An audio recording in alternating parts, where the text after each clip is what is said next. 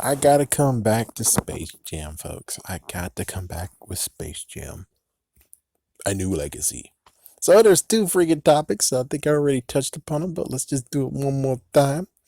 Apparently, one person actually said that this is definitely a sequel to the first one, and I'm like, there's hints and references, but there's not really much. I mean, they could have done more to make it truly attachable, and they didn't do it.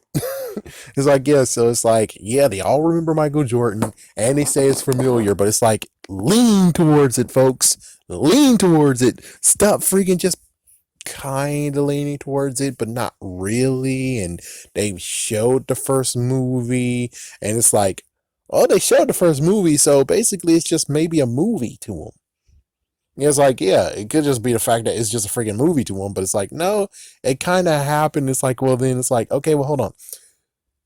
If we see it as a movie, so does that mean that their version of Space Jam that they got was a documentary?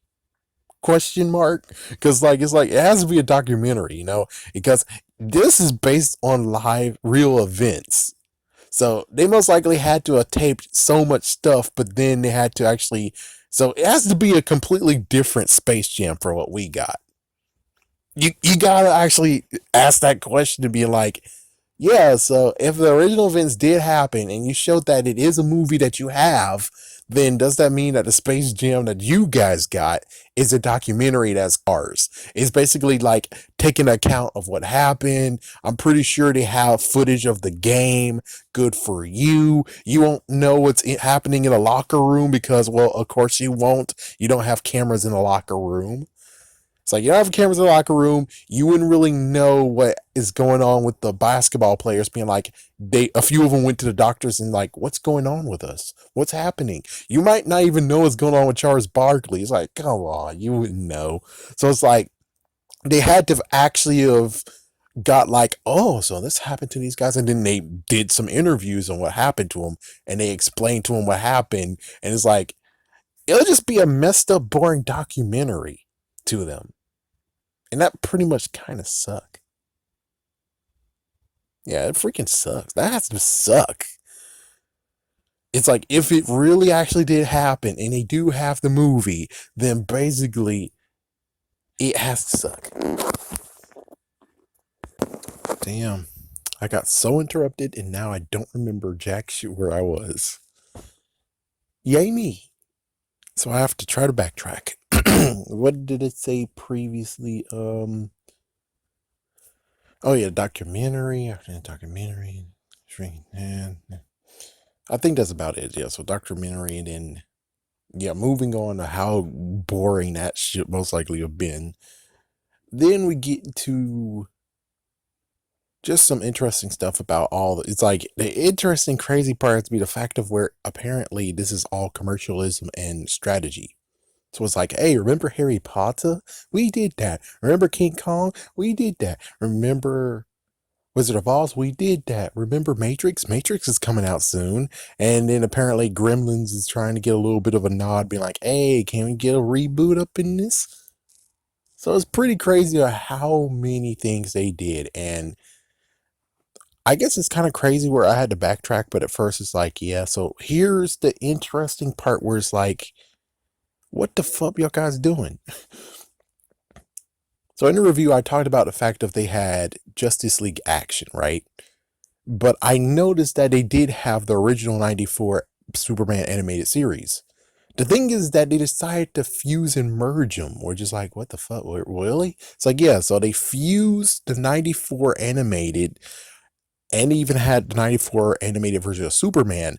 But then they decided to actually just say, hold up, and we show up the Justice League Action version of the heroes from Batgirl, from Superman, The Flash. They did that crazy stuff. Whatever. It's like, yeah, I'm getting freaking message. So it's awesome that I got interrupted and then I just wait 30 minutes and then here we are again. And then, of course, someone else has to freaking text me when I'm trying to finish this. Yay me. So it's crazy that, yes, they're commercializing this. It's like it's a secret ploy of where they wanted to actually make sure people know what they're good for. And it's crazy that they do have the mask. I don't know if they're going to do a reboot of the mask.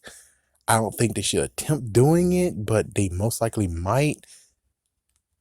They just made sure that they used all the stuff they had. So many freaking Easter eggs. They made sure that they filled it with so many Easter eggs.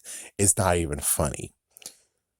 Now, here's the real messed up part where I'm like a little bit cheesed off. Like I said in the review, is the fact of where they have Michael B. Jordan show up, and I'm pretty damn sure that Michael B. Jordan is the one. Well, even though he wasn't in the movie, apparently, no, they got child actors to play as Michael Jordan's kids.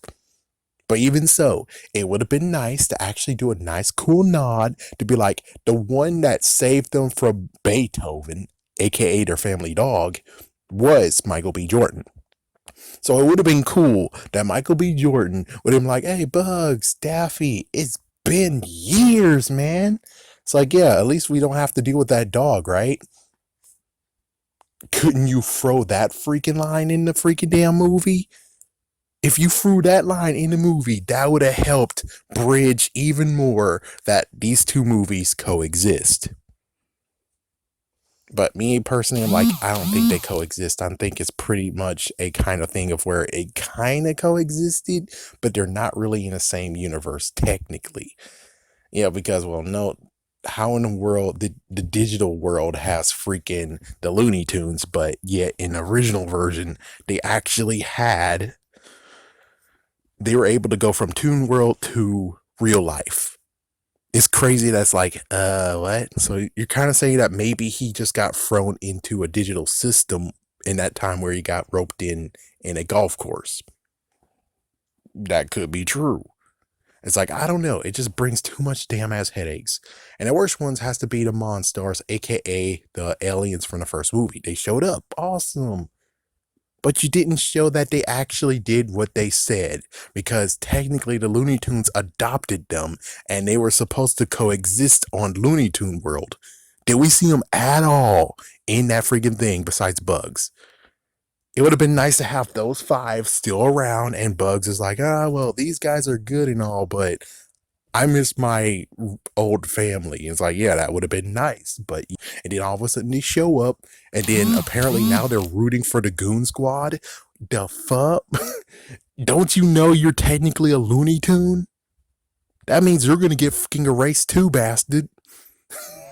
It's like, it doesn't make freaking damn sense. Or it's like, I get for nostalgia period, they would root for the Goon Squad, but not for their death. What the fuck? Anyways, this person is freaking damn texting me, so I have to end this crap. This sucks. Thanks. Everybody say I'm a crazy man.